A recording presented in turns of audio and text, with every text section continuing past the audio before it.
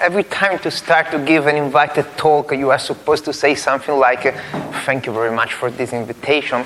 Well, this time I don't want only to say thank you very much for such a kind of invitation. It's always great to get back to Prague. But I want to thank you all and the Institute of Formal and Applied Linguistics for the terrific support you gave me since the very beginning of the Index Thomisticus Treebank project around 10 years ago.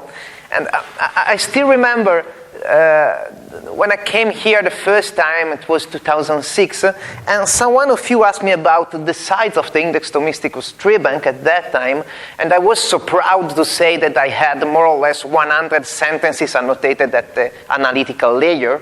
So things have changed a lot. Today the Index Thomisticus Treebank is the largest Latin treebank available, and we are here talking about what happens when Thomas Aquinas comes to Prague. And actually I should refine slightly this title, as I discovered that Thomas Aquinas was here in Prague much before the Index Thomisticus Treebank came here to Ufal, as one of the statues of the Charles Bridge is that of the Virgin Mary, Saint Dominic, and Thomas Aquinas. So he was already here. But jokes apart, I organized the talk into three main parts. In the first part, I will deal with the relationship between Latin and computational linguistics. In the second, which is the core of the talk, I will deal with a number of issues in tectogrammatical annotation of Latin. And the third part deals with a comparison in terms of overlapping degree between two lexical resources for Latin, namely Latin-Vallex and Latin WordNet. And Latin-Vallex is shaped more or less like your PDT-Vallex. So I hope that the method that we performed here might be interesting and helpful also for you. Well, Latin and computational linguistics. I have to tell you a story here. Around 10 years ago, I was at the 6th edition of the International Workshop on Treebanks and Linguistic Theories, so TLT. It was the Bergen edition. And I was presenting my very first poster on the Index Thomisticus Treebank. And Erhard Hinrichs, one of the boss of TLT, came to my poster and asked me, "Oh, Marco, why are you building a treebank for such an exotic language?" Well, this was a good question in 2006. It's not a good question anymore because the field aimed at developing advanced language resources like treebanks are, and NLP tools for Latin, ancient Greek, in general ancient languages has really exploded over the last decade. But well, the relationship between Latin and computational linguistics does not stem from the start of the treebank, but from the very start of the discipline itself, mostly thanks to the amazing work done by this man, Father Roberto Busa, who is generally known as one of the pioneers of what we today call computational linguistics, humanities, computing, also digital humanities. Well, Father Busa started in 1949, this is the official date, to work on the Index Thomisticus, which is known as one of the first digital corpora, now we say this. At that time they called it the machine-readable version of the Opera Omnia of Thomas Aquinas, around 11 million words, and it is quoted among the first digital corpora together with the Brown corpus, for instance. And Father Busa started at the end of the 40s to work with IBM computers on Thomas Aquinas' texts, and IBM computers that were as large as this room, more or less, at the end of the 40s, first part of the 50s. And the corpus is fully lemmatized and morphologically tagged. So on this corpus, we started in 2006 to build the Index Thomisticus Treebank, which is, as I said, the largest Latin treebank available, and it follows your style. So the PDT annotation style, I don't have to explain here what the analytical and tectogrammatical layers are, and this is the size, more or less 300,000 nodes at the analytical layer, and more or less 28,000 at the tectogrammatical layer. And my hope is to come back here in 10 years talking to you about the 1 million words annotated at the tectogrammatical layer, even in the Index Thomisticus Treebank. Well, so we can say that Latin in some ways is the mother tongue of computational linguistics. And in Milan, we are so lucky that we have the Busa Archive. Well, the Busa Archive is the personal archive of Father Busa that he wanted to donate to my university, to our library, a couple of years before his death in 2011. And the Busa Archive is really a treasure, believe me. Come to Milan and visit the Busa Archive. We will be happy to open your archive. It's freely accessible. Because Father Busa was a great collector. And you can really trace the history of our discipline looking at the document in the archive. And looking for some document to show you, I got through what I think is the oldest document attesting the birth of the idea behind the Index Thomisticus. And it's the 1st of November of 1948, and Father Busa writes in Latin to this Father Peter O'Reilly, who was a Jesuit at the Indiana University, Notre Dame, who was known to have built an index of all the words of a text of Thomas Aquinas, which is the Summa Contra Gentes. And let's read it together.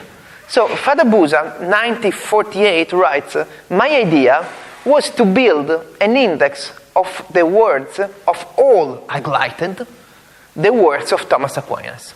And for this aim, I thought to build out of all the works of him a schedularium, so a collection of cards of the same kind that you built for the Summa Contra Gentes. Nil omnino aduc inceteram." I haven't started nothing yet. But I completely devoted myself in querenda via et medis, in looking for the way and the means in order to reach this aim. Opus enim per magnum.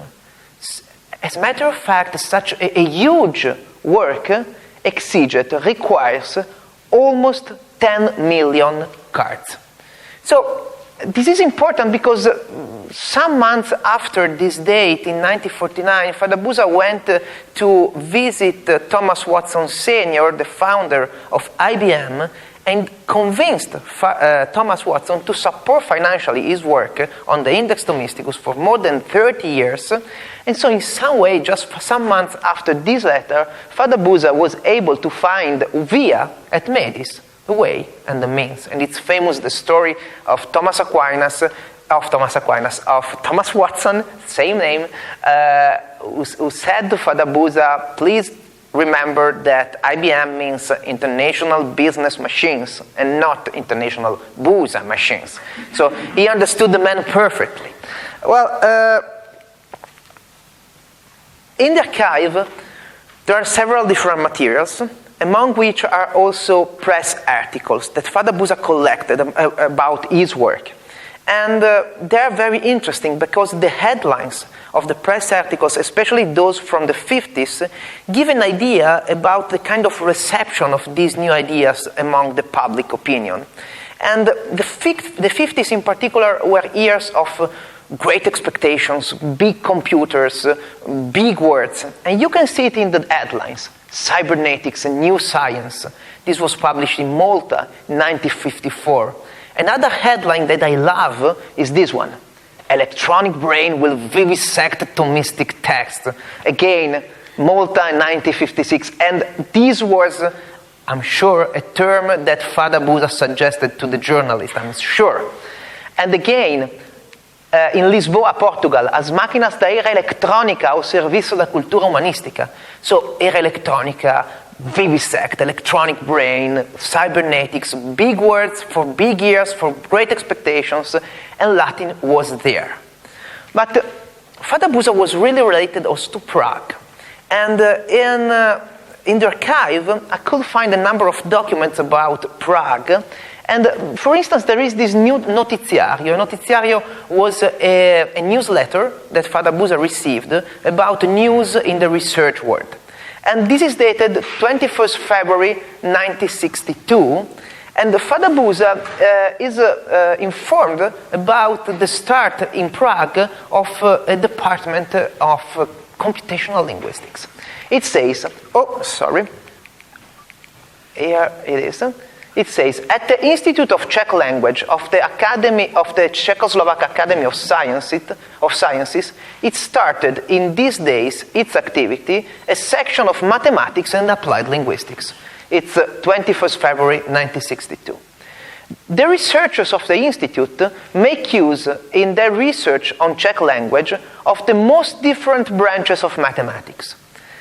And the core of such researches deals with the statistical processing of the words of Czech, highlighting the frequency of single letters, of the words themselves, and of their different union and combination. So, Father Busa was informed that something was happening in Prague. And he was always very related to this institute, and this is another letter, a letter from the Busa Archive by Petr Gall, who announces to Father Busa, March 1966, that they're sending him the number 4 of the Prague Bulletin of Mathematical Linguistics. And I literally grew up with Father Busa, and so I always remember the Prague Bulletin of Mathematical Linguistics there in his office. And he came to Prague several times, among which is 1966, he came here with Antonio Zampolli for this conference on mechanization and automation of linguistic research.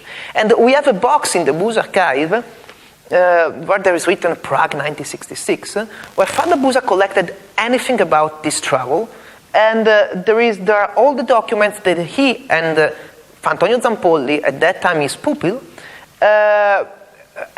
used in order to prepare the talk for the conference and then the paper for the proceedings. And as I told you, Father Busa was a great collector. He collected anything about this travel, and we also have the brochure of the hotel where he stayed here in Prague in 1966. So we have everything. We have the visa, we have the flight tickets, everything is there. You can trace the history of his life. And I don't know if these hotels still exist, but I know that the Index Thomisticus still exists. It's still alive and kicking, and so far, currently, it is the Treebank for Latin that features the highest level of linguistic annotation currently available, which is tectogrammatics. So let's move to the core of the talk after this long introduction about the relationship between Latin and computational linguistics. So issues in tectogrammatical annotation of Latin. And I will go through 3 different constructions of Latin, and I will tell you how we decided to represent, to treat them in tectogrammatical annotation. So the first of them is the so-called periphrastic construction with gerundive. So for those of you who don't know Latin, so what is gerundive in Latin? It's a verbal form which functions as an adjective. So it's part of the verbal inflectional paradigm, but it functions as an adjective. So under a morphological point of view, a gerundive form is formed by the infectum stem, which is the stem that you use for present and imperfect, plus a thematic vowel, which is selected by the conjugation of the verb, plus an infix nd, plus an ending of the so-called first-class adjectives. So an example, amandus, it's very easy. Am is the infectum stem for the verb amo amare, which means to love. A is the thematic vowel selected by first conjugation verbs. Nd is the infix for the gerundive. And dus is one of the endings of the first-class adjectives. In particular, it is the ending for the singular nominative masculine. The semantics is that of obligation with a passive meaning, more or less similar to a future passive participle. We will see this better by looking at the 2 different uses that you can have of a gerundive in sentences, the so-called attributive and predicative use. So as an attributive use, in the attributive use, the gerundive functions exactly like an adjective. So like an adjective that modifies a noun, for instance. So agnus cedundus literally means a lamb to be slaughtered. You see, the obligation with passive meaning. So a lamb ready for slaughtering, similar to a future passive participle. The other use is the predicative use, like agnus cedundus est. So literally, the lamb is, this is a form of the verb sum, which means to be, so the lamb is to be slaughtered. The lamb must be slaughtered. And this is the construction we are dealing with here, so the periphrastic construction, which, as you can see from the example, is formed by a form of the verb to be, est, and the gerundive. So, cedundus est is the periphrastic construction. So, before going to the examples, let's read together the rule that is behind the treatment of such construction in tectogrammatical tree structures. So, like in construction with modal verbs adding infinitives, like volo dicere, I want to say, in periphrastic construction formed with a gerundive, the inflected verb, which is the form of the lemma to be, sum, acts as a kind of auxiliary verb. So, this is why it does not appear in tectogrammatical tree structures, but it collapses into the node for the gerundive, which is the really meaning holder of the construction, the gerundive. So like in volo dicere, I want to say, want collapses into the verb of the infinitive, bringing a semantic feature, exactly in the same way here, est, the form of sum, collapses into the node for the gerundive. Let's see an example. This is taken, this is taken from Summa Contra Gentes, a work of Thomas Aquinas, and the interesting part for us is this one. It says, and, this is the analytical tree structure, and so it is to be demonstrated, so this is the periphrastic construction with gerundive, formed by a form of the lemma sum, to be, and a gerundive, so it is to be demonstrated that it is necessary. Okay. Let's look at the tectogrammatical tree structure, which looks like this. First of all, the node for sum collapses into that for demonstro. So, here you have this occurrence of sum, as the third person singular, and demonstrandum, which is the gerundive. This occurrence of sum collapses into this node. Do not be confused by the fact that here there is another occurrence of the verb sum. This is the subjunctive. So you will see another sum depending on the demonstro, but it's not this, it's this one. So first of all, the node for sum collapses into that for demonstro. So demonstro becomes the root. Second, the grammatemes of sum are assigned to demonstro plus the value HRT for the deontic modality grammateme. HRT is the value for obligation. As you remember, the meaning of the gerundive is passive plus obligation. So with this value HRT assigned to the grammateme deontic modality, we face the obligation part of the meaning of the gerundive. So here it is, HRT. Third, the functor of sum is assigned to demonstro.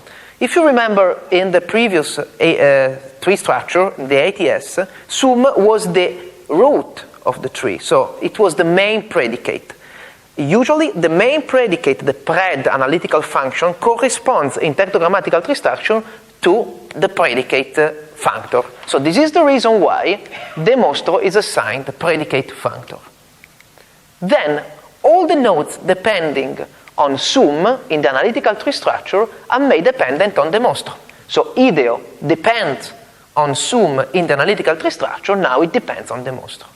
And finally, the subject in the analytical tree structure that depends on sum becomes the patient in the tectogrammatical tree structure in order to keep the passive meaning of the periphrastic construction. So, if we consider a tectogrammatical tree structure as a kind of abstract pattern representing the underlying syntax, the literal meaning of the sentence, regardless of the different surface forms, communicative means used in order to express this, which is analytical tree structure, we can read this tree and understand the meaning. So, here it is. And so, according to the preceding context, there is a generic actor, so it's an impersonal structure. So, there is a generic actor who has to demonstrate. Here it is, HRT, obligation. There is a generic actor who has to demonstrate what? That it is necessary. So you have to demonstrate. It has to be demonstrated independently by the surface forms that this pattern can take in analytical tree structures. Well, this is the general meaning pattern behind. The second construction deals with the subordinating conjunction ne. And the subordinating conjunction ne is quite tricky because it incorporates basically the meaning of two different subordinating conjunctions, ut and ne, which means literally that not, with an imperative and final meaning. So, it's a subordinating conjunction.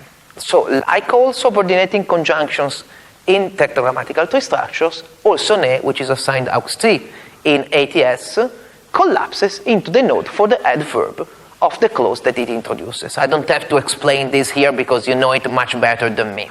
So, this collapsing of the ACS into the head node makes the semantic feature of negation carried by ne to be lost in the tetragrammatical tree structure, and we will see how it works. So our solution was to add a new node with the feature neg. We will see how it works. So this is an example, and it's a negative imperative in the summa contragentes. Literally it means, do not, it's an imperative. So do not, here it is ne. Literally, put yourself into that secret, and do not, here it's expressed, and we will get back on this. This means basically dive into the arcane of the endless nativity. So, it's a negative imperative represented by a coordinated structure with two coordinated predicates. And the head here is the subordinating conjunction ne. So, this is the tectogrammatical tree structure. First of all, the conjunction ne, like all subordinating conjunction, collapses into the node of the head verb of the clause that it introduces. In this case, ne introduces a coordinated structure with two coordinated verbs, which are infero et immergo. So, ne collapses into them. Second, a neg newly added node is here, depending on infero, in order to keep the negative sense of the sentence. And this is the other part, a neg node is not newly added as depending on immergo as well, because the negation of immergo is already expressed, the negation of immergo is already expressed in the text by the word non, which is there. It is. This is the reason why this negation is a round node, because it corresponds to a lexical item in the text, while this is a square node because it's a newly added node. If this non was not there in the text, we would have made this newly added node dependent on the conjunction, because it would have been a shared modifier of both infero and immergo. So if we read this tetragrammatical tree structure again, we have the meaning. So, you, second person, you, do not, imperative. So do not, literally, put yourself into the target, that secret, and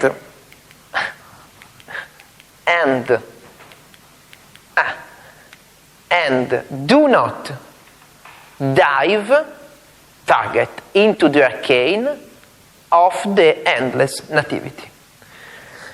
The third construction deals with two kinds of tricky relative clauses. In particular, these are relative clauses acting as, I just write one time, okay, as actor and patient of a verbal head. Maybe there is some other evidence here, but we haven't found it yet. So, you have a relative clause, and this acts as the actor or the patient of a verbal head. There are two constructions here involved. The first deals with relative clauses featuring the relative pronoun qui in nominal function. So, qui in Latin is the relative pronoun. So it's like in English, who, that, which, all of them together. Second, relative clauses featuring an indefinite pronoun in nominal function, like quisquis, like quicunque, anything, anyone, and so on. So let's start from the first. So relative clauses that feature an occurrence of this qui, which is the relative pronoun in Latin. This is an example. So it's the beginning of the Summa Contra Gentes, and Thomas Aquinas is trying to define what the wise man is. So he says, so that, literally, wise are said, this is a passive form of the verb, so wise are said, those who order things directly and govern them well. So the tricky point here is this qui. Wise are said, those who. You see in the translation there are two words there. So it's like qui incorporates a definite pronoun plus the relative pronoun. There are some instances of this construction in Thomas Aquinas, and not only in Thomas Aquinas, where the definite pronoun is made explicit. So, like sapientes dicantur illiqui, which means those who, with this those is explicit in the text. It occurs in the text. Well, here, it does not appear. It's not there. So, wise are said those who order things, and so on. So, this is the tectogrammatical tree structure. First of all, a newly added node, perspron, is made dependent on the head verb of the main clause, which is dico, and this newly added node is assigned ist functor according to the semantic role of the relative clause. So, if the relative clause is the subject of an active verb, usually it's the actor. In this case, you have that the relative clause is the subject of a passive verb. So, wise are said, those. So, this is the reason why the functor of the newly added perspron nom is patient, and it's not actor, because it depends on a passive verb. The relative clause is made dependent on this newly added node, perspron, and its head verb, in this case two members of the coordination, is assigned the functor restrictor, which is the usual functor that you assign to relative clauses modifying nouns. And third, a grammatical coreference is made between the relative pronoun in the relative clause and the newly added node perspron. This reads like this. There is a generic actor who says, who defines wise, those who, or, and this is the part, there is a generic actor who says wise, those who order things directly and govern them, the things, well. So this is the tricky part that we had. In a similar way, we treated the relative clauses acting as actor or patient of a verbal head where there is an indefinite pronoun in nominal function. So, this is the analytical tree structure. So, anything, and this is the indefinite pronoun.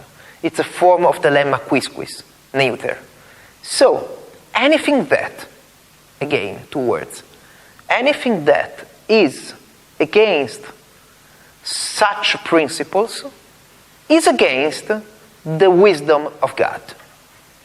So, like in qui you had those who, the definite pronoun and the relative pronoun, here you have anything that. So an indefinite pronoun plus a relative role.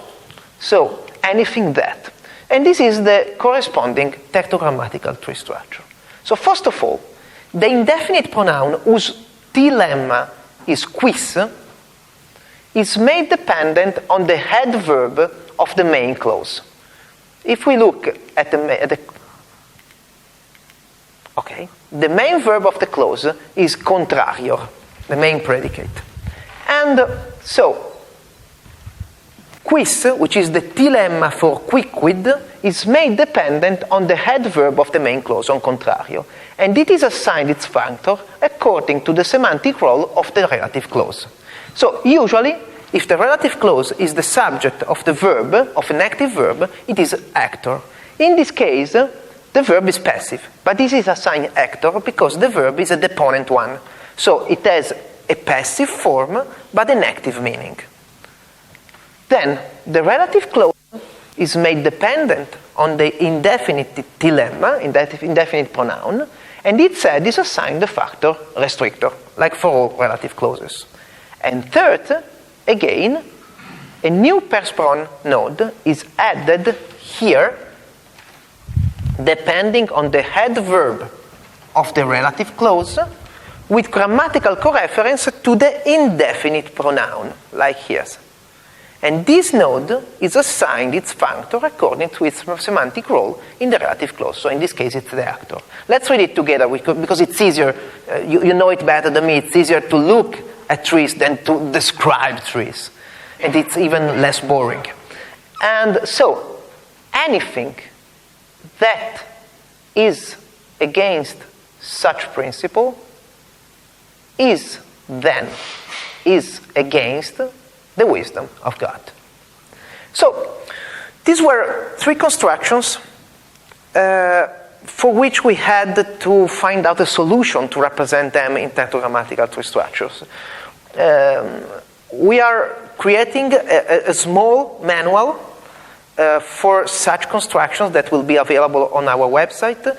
And basically all the constructions that we treat exactly in the same way, which is the most part as PDT, we do not describe them, we just say, look at the PDT guidelines. For those specific constructions, we are building a manual, and so you will be able to check them and maybe send me an email about your comments on this.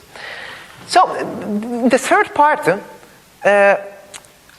I would like to show you a small experiment that we just started about comparing these two resources. Because, as you know, to the Treebank there are a number of resources that are related, and among which there is, of course, a valency lexicon that we built together with the tectogrammatical annotation. And we called with great fantasy Latin-Vallex, like PDT-Vallex, so sorry for the name. And so the motivation of this work was that today we have several lexical resources available. So we have dictionaries, ontologies, WordNets, valency lexica, and so on. But all of them deal with the same basic constituents. So all of them deal with words. All of them deal with lexical entries. And the difference is that there are different criteria for organizing these very same things. So the words. So different views on lexical meaning. In this case, we deal with lexical resources that follow two different approaches to lexical meaning, very well known. Like frame semantics, the meaning of some words can be fully understood only by knowing the frame elements that are evoked by those words. And according to this approach, you have tasks like valency annotation, semantic role labeling, lexical resources like ProBank, WordNet, FrameNet, and so on. The other approach is that very well known by WordNet, so based on the idea of synonymy in the broad sense. So words are included in synsets, as you know, and the set of words that are sets of words that are interchangeable in some context without changing the truth value of the proposition in which they are embedded. At least this is what the glossary of WordNet says. The two approaches are not incompatible. There is a lot of literature about merging lexical resources, and some of them, as you can see here, deal also with Czech, so I will not go in details on this literature, but I will describe you our lexical resources. So, lexical, Latin-Vallex on one side, and Latin WordNet on the other. And Latin-Vallex is very similar to your PDT-Vallex, was built in conjunction with the tectogrammatical annotation of two Latin treebanks, so the Index Thomisticus Treebank and the Latin Dependency Treebank, which collects data from the classical period. So there you find Cicero and Sallust and Properus and Ovid. And this is an example of a lexical entry. So, for instance, for the verb applico, applicare, to apply, it's frame entry number 1, has a valency with 3 arguments. 1 for 3 corresponds to the surface form, so the first is a nominative, the second accusative, and the third is dative. And to each of the valency elements, one attribute is assigned, which is a functor, actor, patient, and addressee. So it's very easy. This frame entry for applico has 3 arguments: an actor at the nominative case, a patient at the accusative case, and an addressee at the dative case. We have around 1,000 lexical entries and more or less 2,000 frames. And instead, the other lexical resource is Latin WordNet, which is part of multi-WordNet with a size of around 10,000 lemmas. It's quite small. So, we wanted to compare these 2 lexical resources, not to merge them, but to evaluate the degree of overlapping. So the basic idea is to evaluate the degree of overlapping between a number of homogeneous lexical subsets that we extracted from the 2 resources. And this is a core concept here, the homogeneous lexical subset. What do we mean with homogeneous lexical subset? These lexical subsets in Latin WordNet are just the synsets. So all the words that belong to one synset are a lexical subset of Latin WordNet. The lexical subset for the Latin-Vallex lexicon are groups of lexical entries that share the same properties of arguments at frame entry level, where semantics is at most. So, for instance, one homogeneous lexical subset from Latin-Vallex is formed by all the words that have 3 arguments, and these 3 arguments are actor, patient, and addressee. So, homogeneous lexical subset that you extract from your data, from your resources. So, the maximum of overlapping between the 2 resources holds when all the words that belong to the same Latin-Vallex subset do occur in the same synset of WordNet. So imagine that you have all your words, 3 arguments, actor, patient, and addressee. If all these words of a Latin-Vallex subset share also the same Latin WordNet, do occur in the same Latin WordNet synset, there is maximum overlapping between this subset. Of course, the minimum overlapping is the opposite. When there is no word of a Latin-Vallex subset, they share the same synset of WordNet with any of the other words of the same subset. So all the words are called single words. So imagine you have all your words that are actor, patient, and addressee, and none of them shares with any of the other of the same group the same synset in WordNet, minimum overlapping. Of course, between the maximum and the minimum, there are some degrees. And so we had to find the evaluation matrix of this degree of overlapping. They are very easy. The first of them is just counting the number of single words and that of couples, triples, antuples in the Latin-Vallex subset that share the same synset. What does it mean? A couple is formed by 2 words that belonging to the same subset of Latin-Vallex, actor, patient, and addressee, and that share also the same synset of Latin WordNet. A triple is 3 words, a quadruple is 4 words, and so on. So we just count this.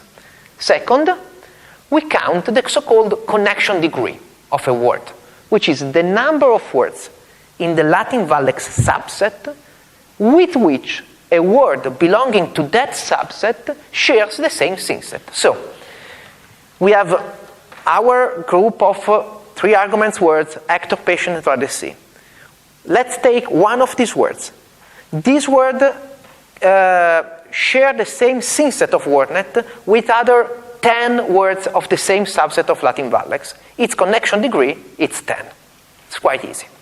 So, a good overlapping between the subset extracted from the 2 resources is given by a low percentage of singles, which are the less connecting one, a high number of couples and antuples, these being as more meaningful as the value of n is higher, because a sextuple is heavier than a couple, and a high number of words with high connection degree. So we had to select the subset, the homogeneous lexical subset from Latin-Vallex. And we used a number of selection criteria on the arguments, and we focused on verbal entries only because verbs are the most valency capable words. So The first of them is the quantity. It's quite easy. The number of arguments in the frame entry. So, an homogeneous lexical subset is formed by all the verbs with 3 arguments, quantity. The quality of the arguments, which is the semantic role, so the functors. Let's keep all the verbs with 3 arguments, actor, patient, and RDC. And the third one is the surface form in terms of part of speech and case. So, 3 arguments, actor, patient, and RDC, and the RDC must be a noun at the dative case. So this is a subset. So let's take a look at some of the results. We are just at the beginning here. So this 5 means that in the Latin-Vallex subset AP2, which means 3 arguments, actor, patient, and direction 2, you have 5 singles.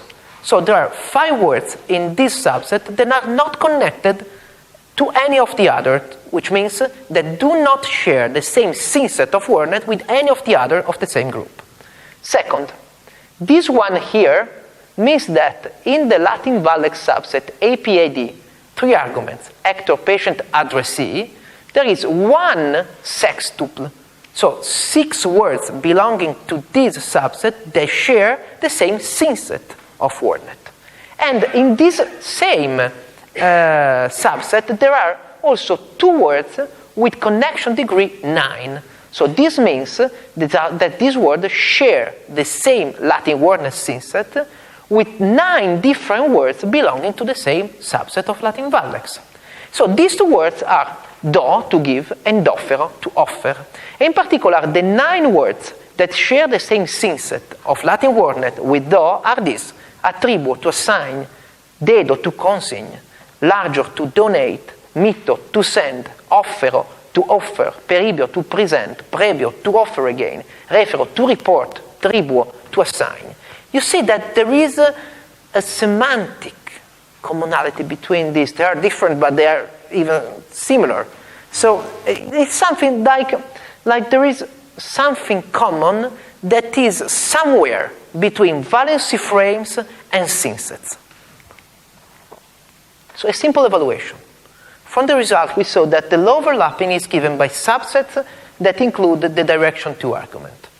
The medium overlapping is given by subsets that feature a patient expressed by a verbal phrase, and the highest one is given by subset with the addressee argument. This can be explained in several different ways. We just chose 2. First, the overlapping degree depends on the level of granularity, of semantic granularity of the semantic roles in the entries. Of course, an addressee is more fine-grained than a patient or an actor. And it depends also on some morphological features of the semantic roles. So, verbs with a patient expressed by a verbal phrase must be able to subcategorize a patient that is an event or a state expressed by a verb. So, like, for instance, verbs of perception or cognition. And it's not by chance that one of the quadruples of the PVP subset, patient expressed by a verbal phrase, includes 4 so-called verba putandi: cogito, to think; credo, to believe; opino, to suppose; suspicor, to suspect. They are all collected together. So here we are really at the beginning. So I just wanted to show you what we are starting in this month. There are several open issues. First of all, we have more than 1,000 verbal frame entries that include just an actor and a patient. 2 argument, actor and patient. And such a frame is too much coarse-grained to allow for a sufficient overlapping with the Latin WordNet synsets. So here we are working on selectional restrictions of this actor and patient in order to see if there is an overlapping. Second, the evaluation metrics are still very simple. They must be weighted. As I said, a sextuple is heavier than 1 triple. We have to weight this. Then, the lexical subset extracted from WordNet must be extended beyond synonymy. We should exploit either hyperonymy, hyponymy. Let's see. I don't think that this works really, but let's see what happens. And we have to enlarge the lexical resources for Latin. And we would like to apply the same method on languages that feature similar resources. For instance, Czech with PDT Vallex, also for English. And but the point here is that we have to enlarge the lexical resources for Latin that are still very small. And this is the work that we do every day at our research center, Circe, in Milan, following on the steps of Father Busa's work. And as I told you, Father Busa left us in the late evening of August 9th, 2011, and we miss him very much. And maybe some of you know that Father Busa was used to wish Merry Christmas and Happy New Year every year to his friends by sending them a funny picture about himself and his work. And in 2011, we wanted to keep this habit of Father Busa, and so we asked the designer to design the last picture of Father Busa's life. And we wanted to imagine him high in sky, finally meeting with his beloved friend Thomas Aquinas, giving him the 5, and this was the result. So, thank you very much for your invitation.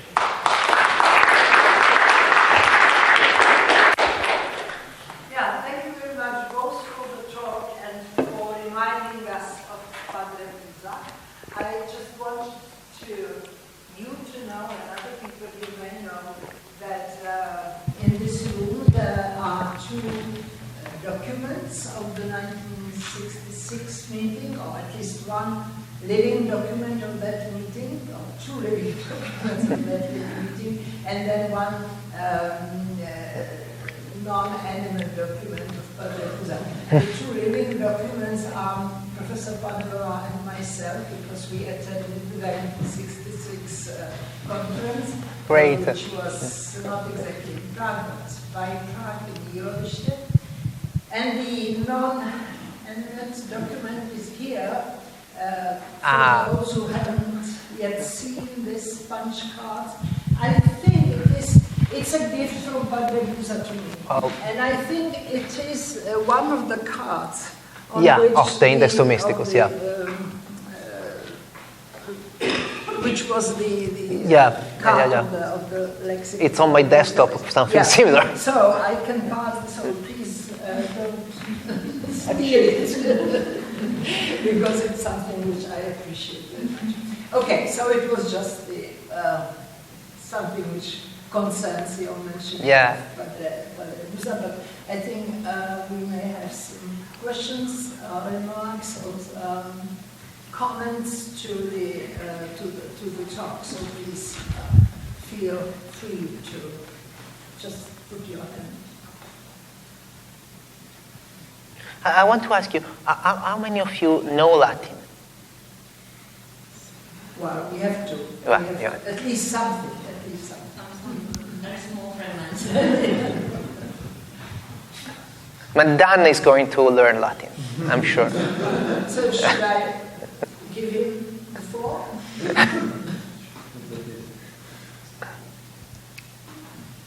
No, I have 2 or 3 comments, but not very substantial ones. One is that the first part will talk concerning syntax.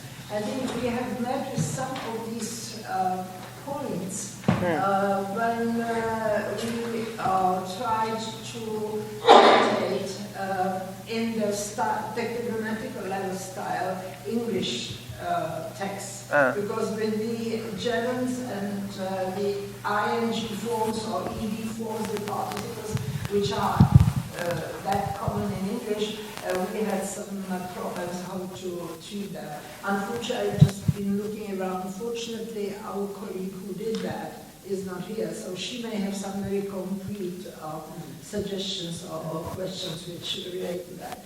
Actually, what I liked about the first examples of the annotation of the topic focus articulation.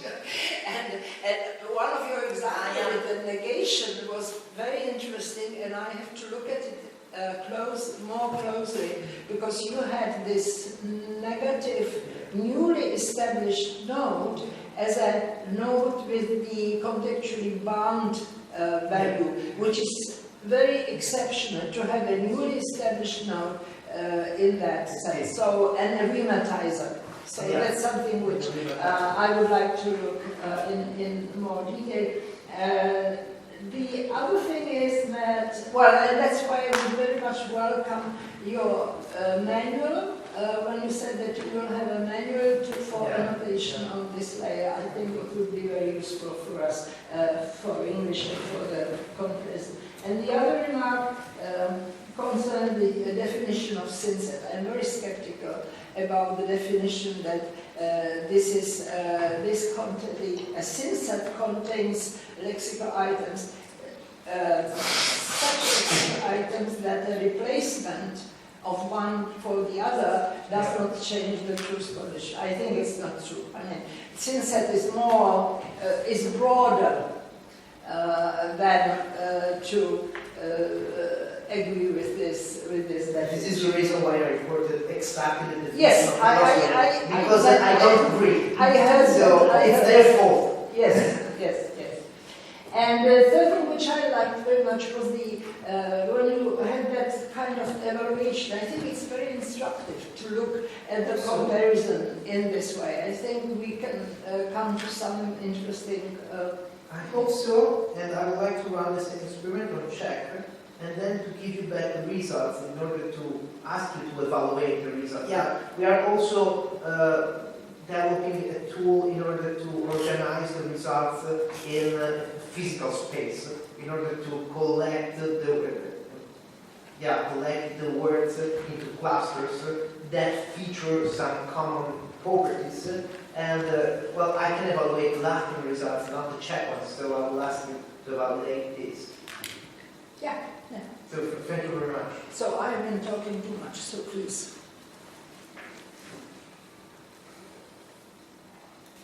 Balance. I don't have a good question to the data, but immediately, but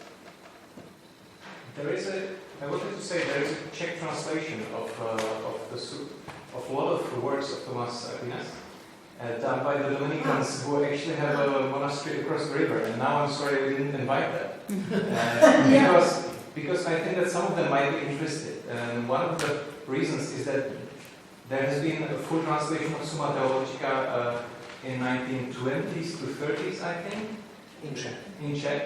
And that translation is actually a funny way of writing Czech, because it is very verbose. So it copies the structure of Latin sentences this was my question. to a high degree. So I'm vaguely thinking that there might be a way to do a parallel tree bank more efficiently by starting from your trees and just post-editing them in Czech. I will be very I have no idea really how well it would work. And now, I think now they have in progress a new translation into kind of more modern Czech. I haven't looked at it yet. So I just thought that somebody might be interested actually. And I will be interested. Not invited. But this is something that is exploding in the field of digital humanities. Everybody talks about translation and alignment. This might be helpful because you could provide people with the text of Thomas Aquinas in a literal translation with at least dependency parsing, because it would be nice to evaluate your tools through a domain adaptation. So your tools that are developed on your data, I imagine on PDT data, which is more or less based on newspaper, is it right? So it would be nice to see how much the domain adaptation works in terms of adapting or not, or just applying the tools on another domain. Thomas Aquinas talks about God and philosophy, and the Czech language of the translation is quite different from the PDT one, PDT Corpus one. And so I would be very happy, and also to work on the alignment, because this might be helpful also for NLP purposes, because in some way, if it is so literal, you can transport the annotation that you have in the Index Thomisticus Treebank to the Czech text. So I would love to do it. Sure, let's go with these guys. Thank you very much. Sorry, I hadn't thought about it before. But I can leave you the slides. But I think that they are at least to some degree interested, because they have very bad, but still they have some online presentation of the Czech translation with the Latin parallel online. So I'll show you later. Strange that they did not contact us because the Index Thomisticus is very known and well known in the field. So, however, thanks for the link. And there is another ongoing activity that we hope to start, so it's not ongoing actually, and that is to provide the alignment with the Greek Byzantine translation of Thomas Aquinas, which is another big challenge because the Greek Byzantine is quite different from ancient Greek, and so you never know which kind of Greek tools you should use there. But the alignment is definitely the next step. Yeah. So thank you very much. Yeah, Dan. Just one short remark. I noticed in one of your examples that you used on the analytical layer the pinom function where the verb was actually not to be, but it was dicitur or something like that. So we should remember that for the purpose of conversion to UE, because the current rule is that only equivalents of to be are treated as copular. This is important. I can provide you with the list of the verbs that in the passive form, or not only the passive form, the verbs that can govern pinom in the treebank beyond the sum, so to be. So like maneo, which means to remain. Latin says ego maneo bonus. I remain good. It's not a good translation, but please keep it because it's literal.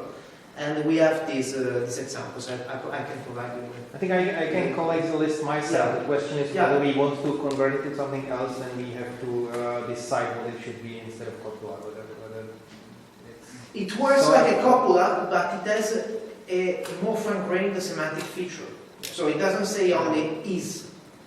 So the properties that is predicated by the pinom. It's in many languages. But there is something more. It keeps on being. It remains. It is said. So this is something we have to discuss. It's like it becomes and so on and so on. So there's. I think multiple languages to various degree have this group of words where you could argue that they have something in common with copula. Yes. But it was just a remark. No, it doesn't actually. It's not bound directly to your talk. But no, it's important because it's something that we have to discuss even with the other languages, because these are cases that are also in other languages. And if we have to have a strict interpretation of copula or not, and which are the alternatives, so the competitors of the copula annotation. I'm not so well aware of the universal dependencies details to suggest you something, but you are the man here. You can suggest me and explain. So thanks for this. Well, if there are no further questions, I would like to just thank you again for both the amendments on Busa and on the very, I think, nice talk of the comparison between PDT and the possibility of converting or of using PDT style annotation for Latin. Yeah. So that's I think very good. Very good. The next meeting will be in Czech. I don't see here anybody, or you can speak Czech. I don't see anybody else who would mind, so to say. So we will have a prominent guest here, Professor Karník from Brno, from Masaryk University in Brno, and he will speak on vocative. So all of you are invited, and others as well. So thank you again. Thank you.